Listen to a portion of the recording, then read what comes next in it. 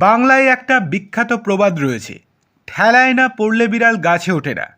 কল্যাণ বন্দ্যোপাধ্যায়ের ক্ষেত্রেও ঠিক সেটাই হয়েছে। অবশেষে ক্ষমা চাইলেন কল্যাণ বন্দ্যোপাধ্যায়।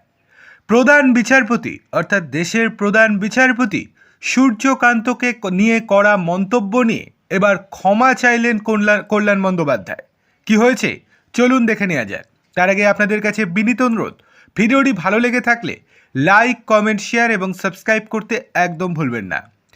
কিছুদিন আগেই একটি মামলায় রোহিঙ্গাদের শরণার্থী হিসেবে স্বীকৃতির বিষয়ে প্রশ্ন করেছিলেন দেশের সর্বোচ্চ আদালতের প্রধান বিচারপতি সূর্যকান্ত।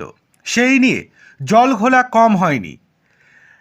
ইন্ডি জোটের শরিকেরা তাদের সোশ্যাল মিডিয়াতে এবং তাদের পিআর টিমের মাধ্যমে বারবার দেশের প্রধান বিচারপতিকে আক্রমণ শানিয়েছিল। এমনকি কল্যাণ বন্দ্যোপাধ্যায় সর্বসমক্ষে দেশের প্রধান বিচারপতিকে নিয়ে মন্তব্য করেছিলেন। এমনকি বলেছিলেন হয়তো তিনি হতে পারেন দেশের প্রধান বিচারপতি, কিন্তু বেশি কথা না বলাই ভালো। এই রকম মন্তব্যের পর জল অনেকখানি গড়িয়েছিল। প্রধান বিচারপতির পাশে দাঁড়িয়েছিলেন 44 জন অবসরপ্রাপ্ত হাইকোর্ট এবং সুপ্রিম কোর্টের বিচারপতি। তারা বলেছিলেন ইতিমধ্যেই এই নিয়ে তারা প্রতিবাদ শুরু করে দিয়েছেন। দেশের প্রধান বিচারপতিকে নিয়ে বিরূপ মন্তব্য করা কখনোই উচিত নয়, কারণ তিনি আমাদের অভিভাবক। পরবর্তীতে কল্যাণ বন্দ্যোপাধ্যায় নিজের মন্তব্যে অনড় থাকেন। শেষ পর্যন্ত গতকাল একটি আইনি সভায় দেশের প্রধান বিচারপতিকে নিয়ে করা মন্তব্যের জন্য ক্ষমা চাইলেন কল্যাণ বন্দ্যোপাধ্যায়। তিনি বলেছেন আবেগের বশে তিনি অনেক কিছু বলে ফেলেছেন, তার জন্য ক্ষমা চাইছি।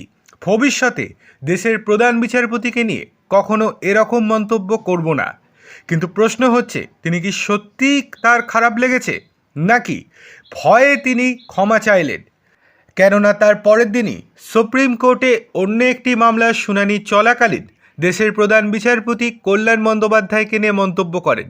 নাম না করে তিনি বলেন কোনো একটি রাজনৈতিক দলের আইনজীবী বারংবার দেশের বিচার ব্যবস্থার বিরুদ্ধে প্রশ্ন তোলে, এমনকি দেশের বিচারপতিদেরকেও সম্মান দেন না। এই ঘটনা তিনি বারংবার করেছেন, কিন্তু এইভাবে চলতে থাকলে সেটা আইনের ক্ষেত্রে এবং দেশের বিচার ব্যবস্থার ক্ষেত্রে অত্যন্ত খারাপ একটা প্রভাব পড়তে পারে। এটা খুবই দুঃখজনক ঘটনা। কে একজন আইনজীবী হিসেবে এই রকম মন্তব্য করেন দেশের বিচার ব্যবস্থা নিয়ে। এরপরেই বার কাউন্সিলকে নির্দেশ দেওয়া হয় তার বিরুদ্ধে যাতে তদন্ত করা হয়। আর শেষ পর্যন্ত সেই ভয়েই কি কল্যাণ বন্দ্যোপাধ্যায় ক্ষমা চাইলেন দেশের প্রধান বিচারপতির কাছে? অর্থাৎ ঠেলায় না পড়লে বিড়াল গাছে ওঠে না মন্তব্যটা একদমই প্রযোজ্য কল্যাণ বন্দ্যোপাধ্যায়ের ক্ষেত্রে।